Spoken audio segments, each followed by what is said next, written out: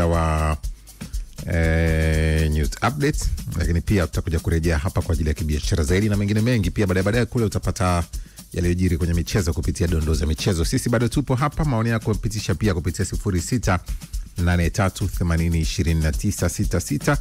Itakuwa nikiendelea kuyaona mdogo mdogo. Bana Mchungu, wakati inaendelea pia yale maazimio yakisomwa jana na John Heche yale ya kamati kuu Chadema, mwenyekiti wa jumuiya ya wanafunzi wa chama cha demokrasia na maendeleo Chadema Student Organization famika kama Chaso, anaitwa Leones Martin, sema bana, elimu ya Tanzania tuliwahi kuzungumza hapa wiki iliyopita nazalisha watu wanaokaa nyuma ya viongozi. Mimi sipendi kutumia neno nalitumia. Utakutumia neno machawa mjomba. Sipendi kulitumia sana. Machawa ndio trend ya mjini kaka. Watu wanaokaa nyuma ya viongozi, wanaojificha nyuma ya viongozi. Waiba mikoba. Tumie machawa sijawahi kuamini sana katika hilo neno. Sijui kwa nini. Lakini anasema hivyo. Tumewahi kuzungumza hapa wiki iliyopita, ilikuwa na mjadala mzuri tu hapa kwamba ukaona hoja atuoni ile mijadala mizito kutoka vyuo vikuu. Yani atuoni wasomi wakitoa maneno mazito ya kutoa suluhisho, fikra nzito na hizi zimetoka kwa msomi. Ukasema hauoni. Sasa huyu mwenyekiti wa Chaso yeye anasema bana, tunazalisha hao ule waitawe machao. Wanafunzi hao wanaona mbele zako hawana wa kuwasemea.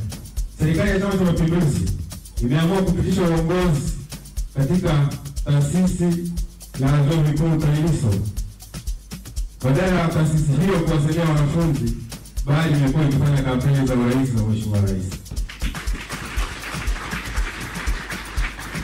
Basi sisi kama Chaso tumeamua kwa kauli moja, kama wao wameamua kumsemea rais, sisi tutawasemea wanafunzi wa Tanzania. Kwa namna hiyo, kama wao wanakuja na mama asemewe, sisi tunakuja na wanafunzi wasemewe. Tutatuma namba zetu katika mitandao ya kijamii ili kila mwanafunzi katika chuo chetu, chuo chochote, aweze kutuma matatizo yanayokumba na sisi tutayafikisha katika sehemu sahihi. Kama mama asemewe, basi na sisi wanafunzi wasemewe. Cheka nini Mchungu? Siasa hizi, mambo haya kwenye siasa bana. Kwa hiyo wenyewe huyu mwenyekiti anasema elimu bado haizalishi, nazalisha watu ambao wanakaa nyuma ya watu kwa mujibu wake. Kwa majibu yake. Unajua Mtei ni kwamba sasa ukiwaza kuna thinking kubwa sana.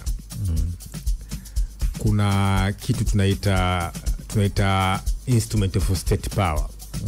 Sawa? Lakini vile sasa hivi elimu duniani ni mojawapo vile ya instrument of state power. Yani ni injini ya ujenzi wa taifa.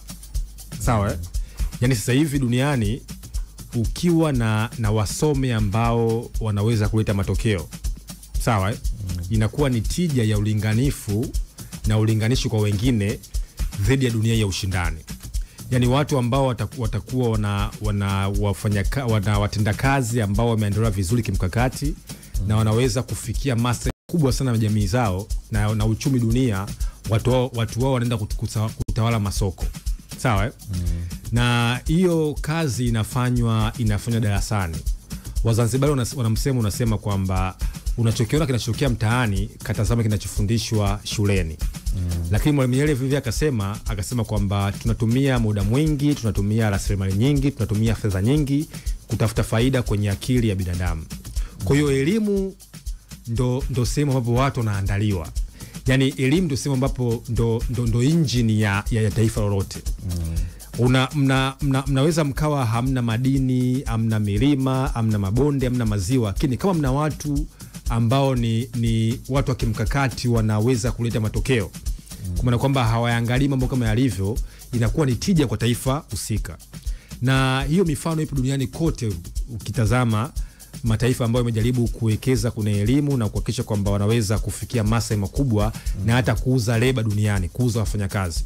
Kwa sababu namna ambavyo dunia ya ushindani jinsi ilivyo, ni kwamba sasa hivi kuna kitu kinaitwa hicho kuuza wafanyakazi, kuuza labor.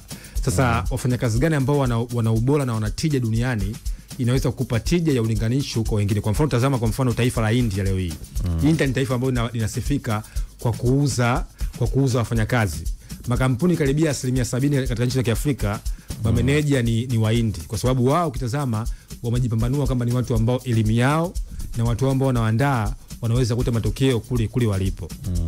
Kwa hiyo watu ambao wanatoa hoja kwamba elimu yetu inazalisha kwa mfano machawa au inazalisha watu ambao hawahitajiki au elimu inazalisha watu ambao inaangalia mambo kama yalivyo. Unajua kuna hiyo hoja. Yaani inazalisha elimu ambayo inapelekea watu kuangalia mambo kama yalivyo. Inazalisha mtu ambaye atakuja kuishi hivyo. Kama asingeenda kama asingepata elimu. Yes, kwa sababu mwalimu alitufundisha kwamba unapoenda shule ni kama unaenda kuemea chakula, kuemea njaa. Sisi tumekutuma kama kijiji kwenda kuemea njaa. Lakini mtei tutafakari kitu kimoja. Upi ni mipango yetu nchi za Kiafrika katika kuandaa kizazi cha kimapinduzi cha kiuchumi?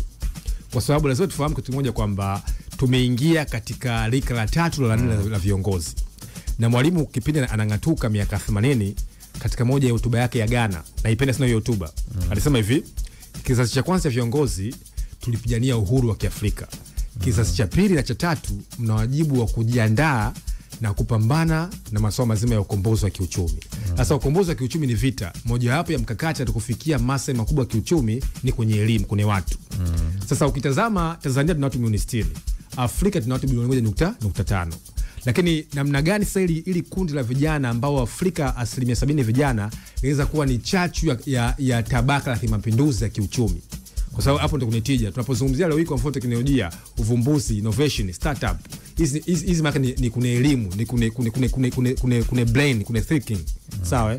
Sasa elimu ndo moyo wa taifa. Sasa kama vile vile tuna mwanafunzi ambaye kwa mfano labda anamaliza chuo kikuu. Alafu anarudi mtaani na angalia mambo kama alivyo. Au tuna mwanafunzi ambaye anataka kuja kuwa chawa. Tafsiri ni kwamba hiyo elimu inatakiwa tuiulize maswali. Na muelewa Mheshimiwa Waziri Mkuu anavyosema kwamba watu waende VETA. Maana ni kwamba sasa tunatengeneza kizazi cha wana mapinduzi ya kiuchumi, kwa sababu sasa hivi vita zote ni kwenye uchumi. Namna gani kama taifa linakuwa na ubora wa watu wa kimkakati ambao wameondoa vizuri kuweza kufikia maslahi ya uchumi dunia ni hoja msingi zaidi. Kwa sasa hoja ya vijana kwamba elimu kusaidia machawa, hoja ya vijana elimu kubeba mabegi, nafikiri ni swala ambalo katika jamii zetu za Afrika inahitaji mjadala mkubwa sana kuweza kufikia hiyo tija kama taifa. Haya, news update inafuata hapa. Always refreshing.